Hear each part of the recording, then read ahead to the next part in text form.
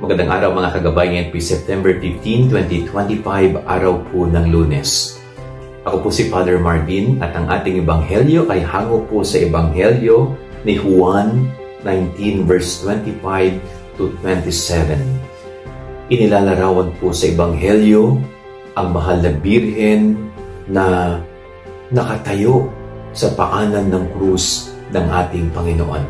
Habang ang Panginoong Hesus ay naghihirap sa krus, nakabayubay ang kanyang sarili hanggang sa kamatayan, ay nandoon ang mahal na birhen. Hindi po siya iniwan ng mahal na ina.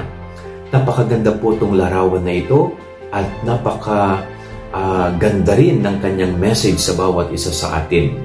No, katulad ng Panginoon na nakabayubay sa krus, tayo rin po, kapag tayo po ay nasa gitna ng pagsubok, nasa gitna ng mga paghihirap sa buhay natin, tandaan natin na may isang ina na nakatayo sa tabi natin, na inaalalayan tayo at hindi tayo iiwan.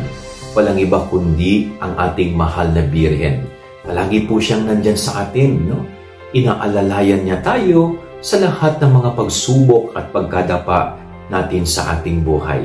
Kaya napakaganda pong pagnilayan natin na kilalanin natin si Maria bilang ating ina. Bigyan natin ng puwang sa ating puso, sa ating buhay, ang mahal na birhen. Yan ang ating gabay aral ngayong maghapon. God bless po sa inyong lahat. Pagpalain kayo ng Panginoon.